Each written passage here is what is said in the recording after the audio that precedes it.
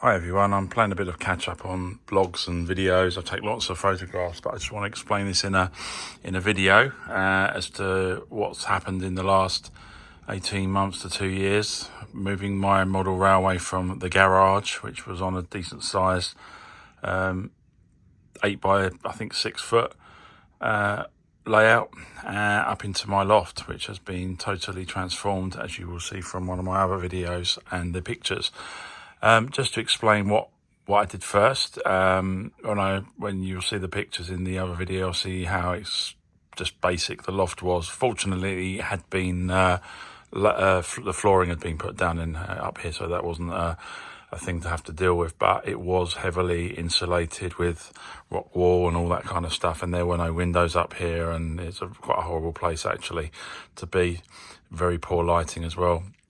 Anyway, in February of 2024, I got started clearing it out and working out what was going to happen next, and the most important things, and to be quite quick, managed to get the Velux windows put in, as you can see, and the roof strengthened, because we have taken out a couple of stretcher timbers that were spanning the entire loft, and had to get a structural engineer to come and help me sort that out. But anyway, that's done. And an oddity, but one that I'm quite happy to have, is that because of the framework that I've put in for the benches for the railway, I've actually made the loft and the roof more stronger than it ever was before, which was a nice bonus. Anyway, started off with the Veluxes, and then I insulated the joists. I'm lucky to have 10 centimetre joists, and I did the 50-50, so 50% insulated with PIR board, and then 50% air gap. Means that we're probably not going to get much issues with condensation. It's insulated to about 1 metre before it then hits the eaves, or whatever they're called. And as you can see, I've decorated the rest of it. I've put as many panels and things that I could find to panel over the insulation. I did start with plasterboard, but realised how heavy that was going to be, and also what a nightmare that is to cut. But this back wall here, which is actually the very front of our house, it's got a kind of a Dutch barn feature. Otherwise, it's a mixture of plywood and fiberboard, and so you see an MDF, and then eventually I started putting corkboard up there just to finish it off. It doesn't have to be perfect, you get the idea.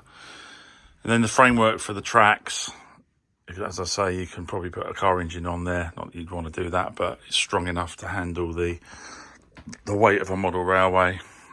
Put this little bench in place. We've still got to do something with this ladder, but yeah. And then the other thing I've got is I'm very, very fortunate to have another loft space, which I don't know if you can see down there, goes another at least 20 foot.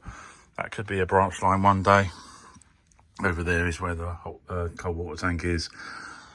So yeah, it's a very pleasant place. And just to give you an idea of what's happened with the temperatures, yes, it still gets quite warm up here on a hot summer's day, but the maximum temperature this year was 35 degrees. When I previously tested it the year before I started doing the conversion, 50. So I've cut the peak temperature down by 50. And then last year, when I was up here in the winter, yes, okay, it was getting cold, but nowhere near as cold as it was before we insulated the roof. Just to give you a little look out the window, that is the Romney Highland Church Railway that runs across the back of my road, so that's quite good for a little bit of ambient sound in the summer. And then out this way is the coast, and at the end of the road is the sea. This is Littlestone on Sea right here, so between that gap there, that's the sea front. It's a pleasant place to have as a railway. I won't go through the detail of the tracks themselves. I'll cover that in another video, but at least you can now see what's happened in the last 18 to 20 months.